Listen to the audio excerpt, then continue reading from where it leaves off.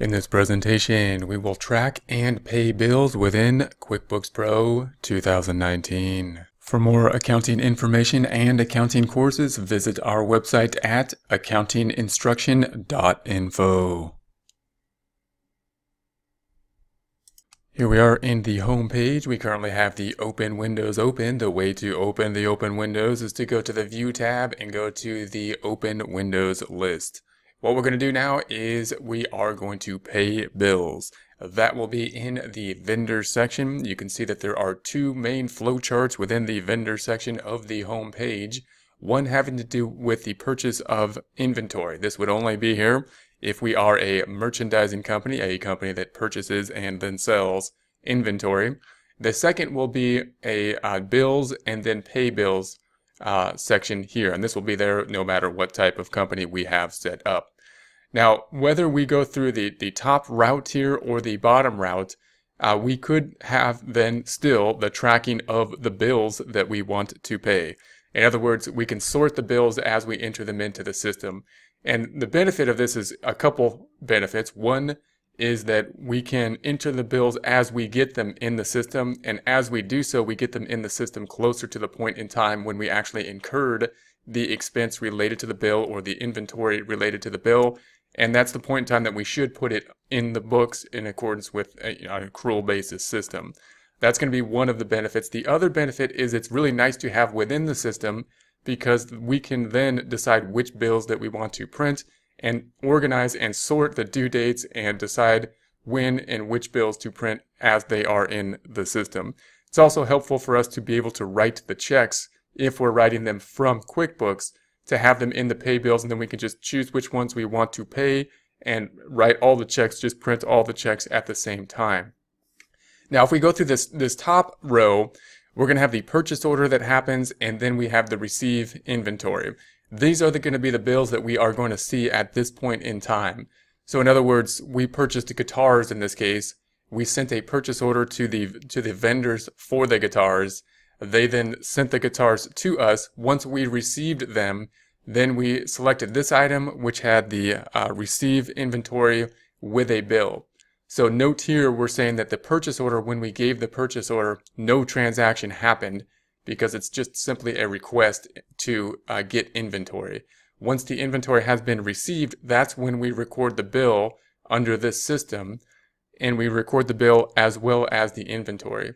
Then we can go over here and say, okay, now we're going to go ahead and pay the bills that have been received. What will show up in the pay bills, note that this is going to track over to here as well as these items. So these items, the normal bills that we would enter as opposed to this bill, will be related to inventory, non-inventory items. It'll be related to any other bill we get. If we get the utility bill, the phone bill, any kind of bill that we need to pay, we're going to enter them into the system, and we can enter them into the system with the enter bill icon. Looks a lot like a check. If we select this item, it's going to look a lot like a check, but anytime we have this bill here, it's going to mean that it's going to go into accounts payable. So it's another step in the process. Instead of us just writing the check, recording most of the time an expense and cash going down, this will be going through accounts payable. In other words, we'll be increasing accounts payable, and we will be writing the other side to whatever expense that we are entering. So that is what we're doing here. The benefit there is that we get to track it within accounts receivable instead of like having the bills on our desk and just waiting until the point in time when we want to pay them, trying to organize them and wait till we want to pay it. If we put them into the system and then organize it within the system, much easier to organize. We're going to close this back out. The other pay bill is here. If we select this drop down and receive inventory and go to receive inventory with bill, we see the same item. If we go back to the prior item, you can see that these items typically will be in the items tab instead of the inventory tab. And that just means that we're still going into accounts payable because it's a bill, but the other side is going to be inventory. Inventory is going to be these items here. So the transaction for this would be to increase accounts payable and increase inventory. Either way, if we close this back out, we'll close this back out, accounts receivable has now been increased and we're going to need to pay them. So this icon here, what we will go to now, is always going to be decreasing accounts payable and decreasing the checking account. That's what the pay bills icon will do. So remember that pay bills just means that we're writing a check, or we're writing multiple checks. But if it says pay bill, if there's a pay bill icon, it means we're writing a check, but it's a specific check for a specific thing. It's writing a check to the accounts payable account. So if we go through this pay bills, then we've got show all bills, or show due before, or due on or before. The on or before can limit the types of bills we have down here. So if we have a whole lot of bills that we're sorting around, we're trying to decide which to pay, this is one way that we can limit the amount of bills that are there and choose the ones that we want to pay that are due within a certain date. We're going to show all bills here, and the only two we have is the Fender and the Epiphone at this time. Then we also have some filter options. We can filter by a couple categories here. So this will be the vendors that we can filter by. So if we're looking for a particular bill and we have a lot of them here, this will limit the screen to the ones that we are searching or filtering for. Here we're going to leave it at all vendors. And sort by the due date, another sorting field that we can use in order to sort the data. We're going to choose Fender, and we're not going to print the Epiphone. And that means that we're just going to print this one check. Again, if we were to choose multiple items within this section, it can be useful in that if we're writing checks from QuickBooks, then we can enter those checks into the printer and write them all at the same point in time, which is nice. If we're writing the checks by hand, then we can still enter this information and assign the checks all at one point in time, which is still nice. Now, if we wanted to clear this, we could, of course, clear this and then check it back off again. So we clear it all if we messed up. If we want to go to the bill, this will go to the bill that's currently checked off. So if we want to say, hey, where did that come from? We're going to go to the bill and say, here is the bill. It was an item that was purchased. So the journal entry for this would be to increase inventory and increase accounts payable. Closing this back out, we have the set discount and set credits. We've got the payment date. The payment date for us, we're going to say this is the 21st. So I'm going to make this go back. Actually, it's going to be 02/21/19. That's the dates that we are working in, 2019. And then we've got the make check item here. So it's going to be a check that we're going to have. We can either print the check or we can assign the check number. If we were printing the checks from the system, we would still have to have the pre-set up print checks that would be pre-printed with check numbers on them. We would put them into the printer, and then we can print all the checks at the same time. We have to make sure that the checks are in the printer in the correct way, so that they print properly, make sure they're going in there the right way. And if we do so, then we can print all the checks at the same time.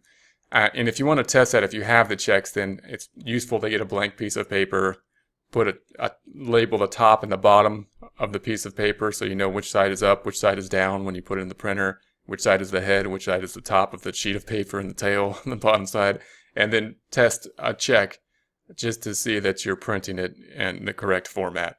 If you're not printing it, as we're not here, we're going to say assign check number, and this might be the case if we're writing the checks by hand and just trying to enter this into the system as we go. So we're going to assign the check. It's going to go to the checking account, of course, and that's going to be the information we need. Then we're going to go and pay selected bills. It's going to say, do you want to assign a check number, or do you want us to use the next number in the system? So let me assign the check number, or let QuickBooks assign it.